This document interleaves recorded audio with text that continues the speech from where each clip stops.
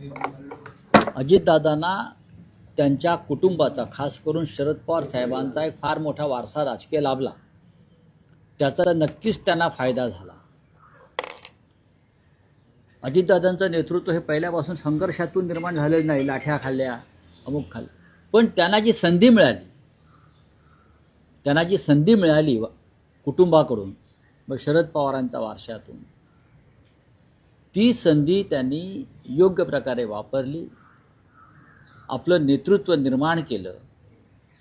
सतत लोकांमध्ये ते पोचण्याचा प्रयत्न करत होते. लोकांचे प्रश्न सोडवत होते. त्यांना दिलेलं प्रत्येक निवेदनावरती कारवाई होत होती. हा माझा अनुभव आहे. मग तो सामान्य माणूस असेल किंवा लोकप्रतिनिधी असेल, हा माझा अनुभव आहे.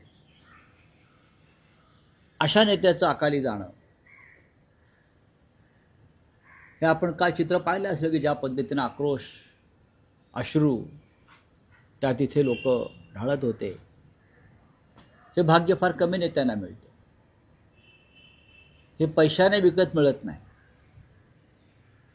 हे तुम्ही या लोकांसाठी काहीतरी केलेलं आहे, राज्यासाठी काहीतरी केलेलं आहे, समाजासाठी काहीतरी केलं आहे. त्यातून हे हुंदके आणि अश्रू काल महाराष्ट्रानं पाहिले. विलासराव देशमुख यांच्यानंतर रुबाबदार आणि असा उमदा आणि लोकप्रिय नेता महाराष्ट्रानं गमावला.